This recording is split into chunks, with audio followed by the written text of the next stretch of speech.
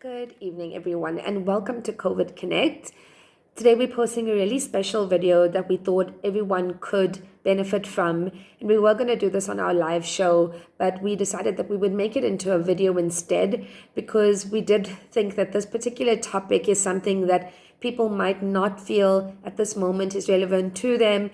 And perhaps next week or the week after, you might feel as though you need a little bit of inspiration or motivation on this particular topic. We're hoping that none of you actually do need it because it isn't the greatest thing to experience. But nonetheless, if you are, it is something really important that we want to support as COVID Connect because we know that this time has been really tough on people.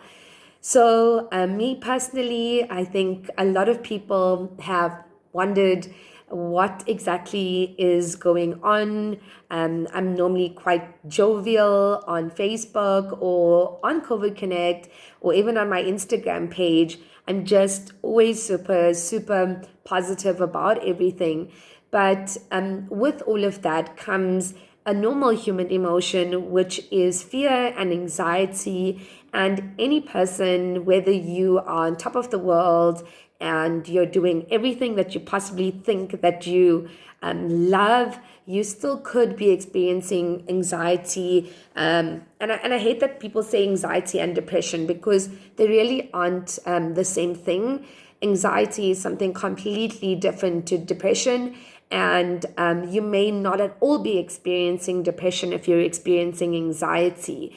And today, that's what we really want to talk about to our audience and to our friends and family who are potentially having a really anxious time. And I can imagine that there are a ton of people who are experiencing this right now with all of the uncertainty that surrounds every single one of us. So for everyone who's personally sent me a message or a text, I've been really open and honest about the anxiety that I've personally been feeling over this time. And it's not something that a person lives with necessarily for all of their life. It might be something that is hiding at the back of your soul that never comes to the forefront. And then there are moments in life that just bring up that dark emotion called anxiety. And it's something that's extremely silent. Over this week that I've experienced anxiety for the first time, which physically got me sick. So for everyone who's messaged me, they've actually figured out that I actually physically got ill because of the anxiety that I was experiencing, to the point that I had to be rushed to a doctor because I thought I was having a mild heart attack. And the truth of the matter is you actually can have a heart attack from having anxiety because it does have a physical impact on your body, to the point that you will feel as though your heart is coming out of your chest. It feels as though you're having really sharp pains going down your chest, and you feel as though you are having like probably menopause if you're a woman, but there's extreme sweats associated with it. And it almost paralyzes you to an extent that is just inexplicable to anyone around you. Your brain freezes, your body freezes, everything inside of you just freezes and you become crippled. And for anyone who's experiencing these symptoms, you are potentially having anxiety and you do not want to get to a place where you actually have to be rushed to a doctor when your body is telling you that something is wrong, something generally is wrong, and you need to listen to your body. So that's really what we wanted to speak about today, was this thing called anxiety. And, people who are in really important jobs or are really important public figures never speak about this openly. And I actually brought this discussion up on a professional network to say that, we always talk about strong women, we always talk about powerful women, and we always talk about pushing people to be those strong and powerful women. But the reality is we aren't always that strong and we aren't always that powerful. Reality is that we are going to experience weak moments in our lives. lives that we can either overcome or not overcome, or it's going to be a really long journey before you ever get to a point where you are okay. And no matter which place you're in, it's quite okay and it's quite normal. If it takes you 10 years to get over it, that's okay. Would we want to see everyone get over it much sooner? Absolutely. But the reality is, anxiety could be something that you live with for the rest of your life, or it could be something that you experience for a moment in time. Whichever one it is, none of it is right or wrong. And you just need to be aware of it and you need to take care of it. It's like any other disease, it's like any other sickness. And when I say it's like any other disease, like a heart attack, it really does feel like that. And it actually can land you having a heart attack, and it can land you to actually die. And most people think that it's not something that could result in that, but it can. And extreme anxiety can make you feel as though your whole world's ending. And, I just want to get back to just some of the symptoms that you experience as a person when you are having anxiety. It can be a really slow buildup of things that you are fearing or you're not looking forward to. And small things like tomorrow seems like it's going to make you fall over. It could be something that's going to happen in a week, and your mind just starts focusing on all the things that are to come, and you start awfulizing all of it. You start thinking that the worst is going to happen, and that you're going to fail, or that you are going to do something wrong. And reality is, we are all going to do something wrong. And a good friend of mine always said to me, a really good piece of advice before I ever experienced anxiety, when I was probably just in a fear mode, that, what's the worst that could happen to you if you lost everything that you ever had? If you lost your job, if you lost all of your friends, if you lost everything, what is the worst that could happen to you? And, it's so important to actually play that scenario out in your mind and answer that question. Because if you don't answer that question, that's why you start awfulizing everything that could potentially happen to you, because you start imagining a worst case scenario and you start having fear towards that worst case scenario, which is in many cases not real. And for me personally, I had to answer that question as an individual. Did it help me get over my anxiety immediately? No, because I am still afraid of things, and I am still always going to be afraid of many things that there is to come in my life. But when I did answer that question, I became a lot more comfortable with what could happen if I did fail. The worst that could happen to me was that I had to go back and live with my parents, because I had to, if I lost everything. And how bad is that? I'm still going to have a roof over my head, and I'm still going to be okay and in one piece.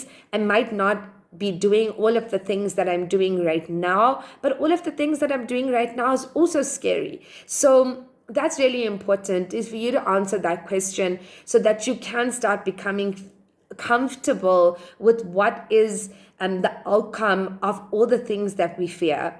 So that's the first step. The second step is, as I've been going through this journey of anxiety, and it is a journey because today could be fine, but tomorrow couldn't. And I've experienced that in a short space of time of having anxiety, that on one day I could feel completely drained and as though I don't want to make contact with any single person on earth. I just want to be in a little cocoon away from everyone by myself. And I don't want to have any contact with anyone because I'm not ready to face the world. The next day is, I'm ready and I want to get outside. I still maybe don't want to have that much human contact, but I'm okay to step out of the house. And that's a different day. Today was a good day. Today, I actually got out the house and I made contact with people and I enjoyed it. And if somebody looked at me today, they would probably think I'm perfectly okay. And that's the side to anxiety that many people don't see in their friends, they don't see in their family members, or they don't see in their colleagues. Is anxiety is such a silent thing that no one speaks about it, nobody shows it. We're all so good at hiding it from each other, hiding it from the closest of people to us. We don't want to admit it because we think it's a weakness. We think it's not normal, and we think it's not a disease. It is a sickness, and you should tell people about it. And you shouldn't feel bad about telling people about it, because it is such a helpful thing to let someone know how you're feeling when you are anxious, because people around you are actually there to support you. And believe it or not, there's probably 50 people in your circle who are experiencing anxiety and know exactly what you're feeling like. And so many of them can relate to you.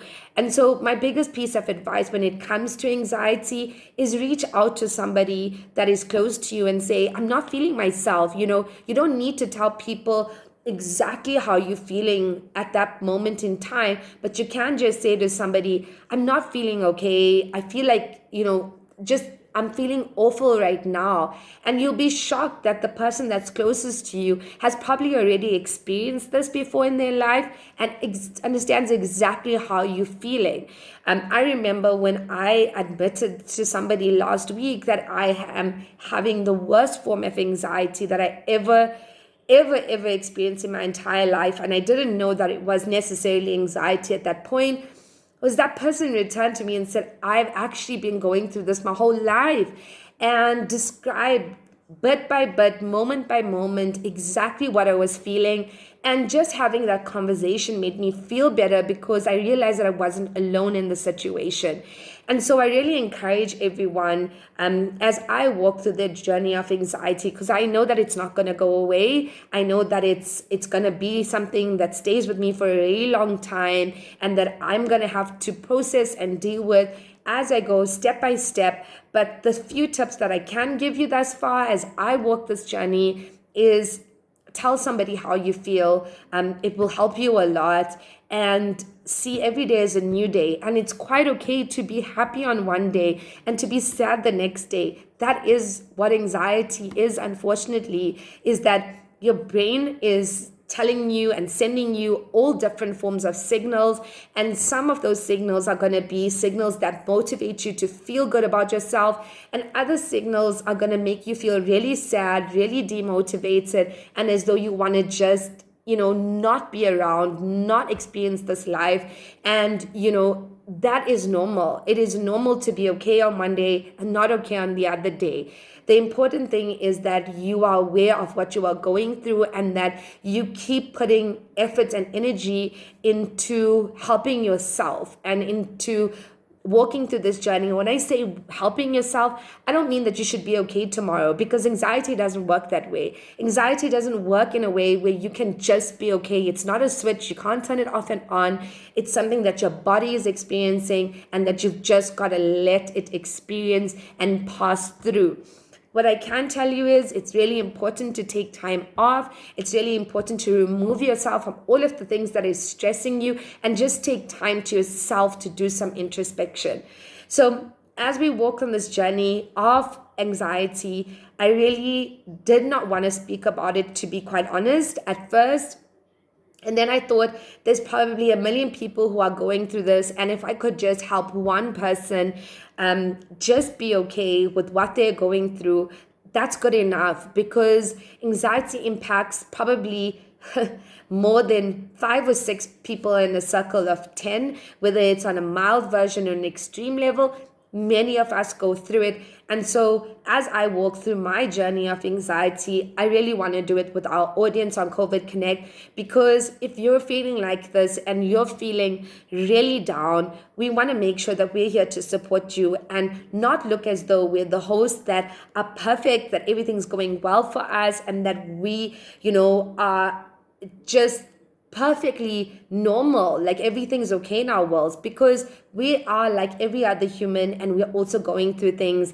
And more so than us projecting that the world is a perfect place, it's important for us to let you know that we ourselves experience the bad part of the world as well, and we want to be on that journey with you as we take it for ourselves. So we'll continue this conversation about anxiety as I go through this journey, because it is going to take time. And I will keep sharing my tips and experiences with you in hope that it will help you overcome the same fear and the same stress, because at the end of the day, we all just need to cross this path and be in a happy place. So I'll see you next time as we talk a little bit more about this, but we'll be live on COVID Connect tomorrow talking about a different topic, and I will continue this series with the rest of the audience as the weeks go by.